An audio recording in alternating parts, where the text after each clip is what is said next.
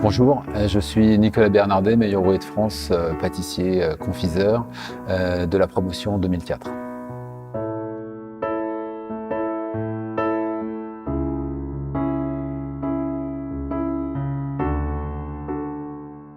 Olivier est un précurseur dans la matière, c'est-à-dire qu'il a fait venir du monde entier ici dans son école à Perpignan.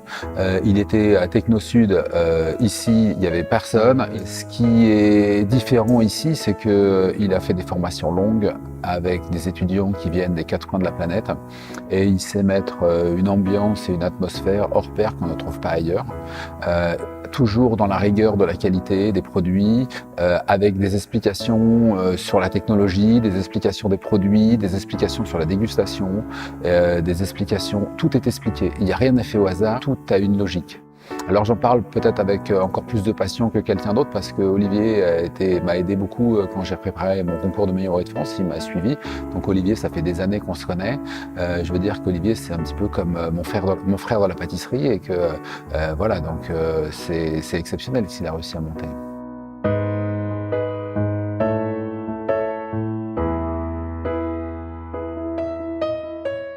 Le groupe qui était là, il était extraordinaire. Il était extraordinaire parce que ce sont des gens qui sont à l'écoute, ce sont des gens qui ont envie.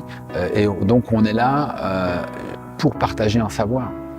Et c'est ça qui est enrichissant, c'est qu'on s'enrichit de nos mutuelles différences, a dit Paul Valéry. Et c'est ça qui est bien, c'est que dans notre profession, tout le monde peut apprendre à tout le monde. C'est ça qui est chouette. Et seulement une chose, si on veut grandir, il faut savoir écouter les autres.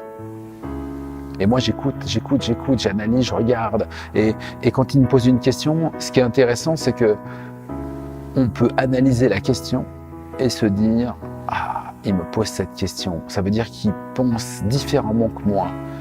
Donc, pourquoi il a pensé comme ça? Ah oui, mais c'est pas bête.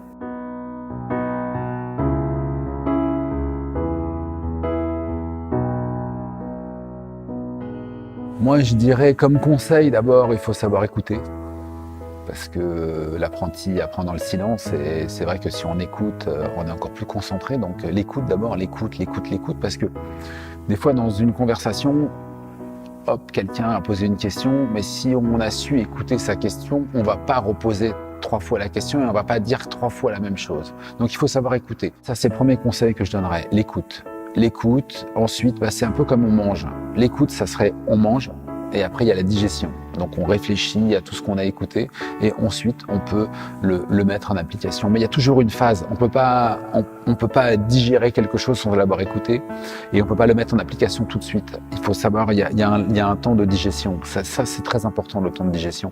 Et ce temps de digestion, je dirais que c'est un temps où on doit être calme, serein, prendre des notes, les relire. Parce que des fois on écrit vite, donc les relire, bien les remettre au pop, les marquer sur des récipients, c'est un logiciel informatique qui est mis ici à disposition, c'est les mettre sur tableur, c'est travailler sur son ordinateur, travailler avec une méthodologie de travail. Et je pense que si j'avais quelque chose à leur dire, ça serait trouver d'abord votre méthodologie de travail et ça vous permettra de grandir 2 fois plus vite. Là, ils ont beaucoup de chance. C'est qu'il y a 30 ans, quand on demandait des recettes, on n'avait pas de recettes. C'était tout caché, c'était voilà. Et maintenant, ils ont beaucoup de chance parce que 30 ans après, moi, ça fait 30 ans que je travaille. Il y a 30 ans, on demandait une recette, on ne l'avait pas. Maintenant, quand on demande une recette, on la donne. On doit toujours se remettre, toujours réfléchir, toujours penser, toujours essayer d'avoir un train d'avance. Un jour, quelqu'un m'a dit, pour ne pas être en retard, ayons toujours un train d'avance. Mais d'être toujours dans le wagon de tête, c'est difficile. Hein. Donc c'est du travail, toujours du travail. Mais on n'a rien sans rien de toute façon.